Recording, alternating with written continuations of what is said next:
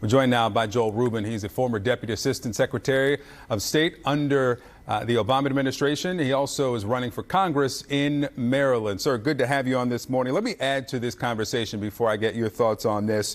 A statement from a mother of one of the hostages. A group of them met with the Prime Minister there, Benjamin Netanyahu, yesterday, and they said of that meeting, we spoke bluntly and made it clear to the Prime Minister in no uncertain terms that a comprehensive deal based on the everyone for everyone principle is a deal that the families would consider and has the support of all of Israel. So all 230 hostages, that's the latest number, for the estimated 6,630 Palestinians in Israeli prisons. Do you think that that's a plausible deal that could happen in this environment?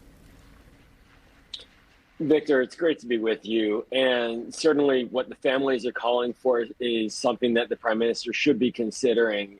Remember, about a decade ago, he traded over 1,000 Palestinians for one Israeli soldier who was captured inside of Gaza, Gilad Shalit. These families are suffering an incalculable horror to have their loved ones stolen by Hamas, diabolically stolen by Hamas, and now being used as barter. But all that said, they're in the middle of a fight, a war that could cost them their lives. And I think for the families, this kind of pressure is beyond reasonable.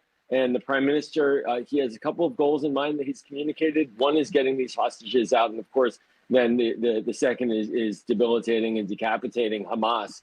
And so I hope he's considering it. One doesn't know how it will be executed in the middle of this offensive right now. But certainly it's within the realm of possibility based upon past trades. In the everyone for everyone scenario, remind our viewers that there are Americans who are being held and foreign nationals beyond the U.S. and Israel who are being held.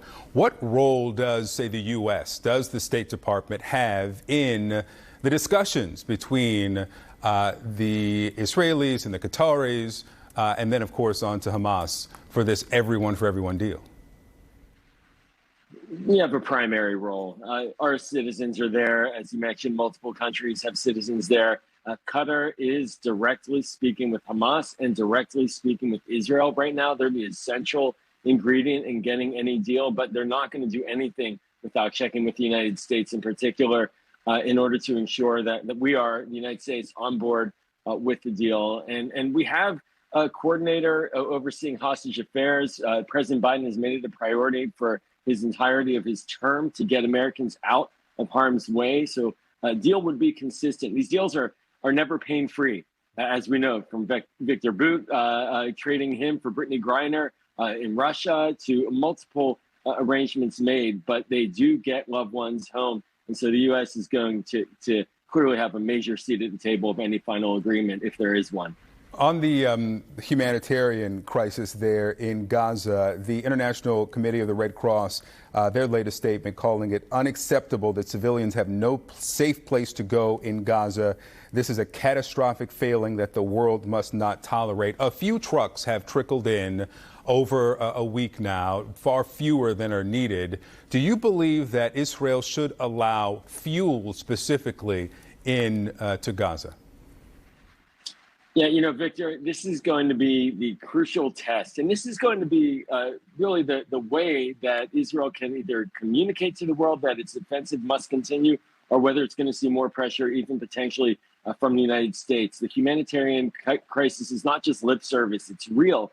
And so for Palestinians not having enough food, water, medical supplies, we're going to just see a cascading level of reports coming out. I think that fuel, though, there is a real legitimate military reason why Israel is concerned about sending fuel in, which is that it will likely be diverted to Hamas. Now, if there are ways to guarantee that it's not, then certainly it must get in there. But Hamas is now fully engaged in a fight against Israeli forces. It is sitting on a massive pile of fuel as well. It's not distributing that to its civilians inside of Gaza. And that, of course, is a demonstration of their lack of care for Palestinian civilians themselves. But the fuel getting into Gaza, if that sustains Hamas's ability to fight, that's why Israel would want to hold it back. But this is the test. This is the key test. Can Israel wage its war against Hamas while minimizing damage to the greatest extent possible on Palestinian civilians. I fear that it's going to be incredibly difficult for them to provide fuel unless these guarantees, and maybe it's Israeli soldiers themselves inside of Gaza. We don't quite know the planning, but there has to be some way to prevent those supplies from getting into Hamas's hands. All right, Joel Rubin, thank you.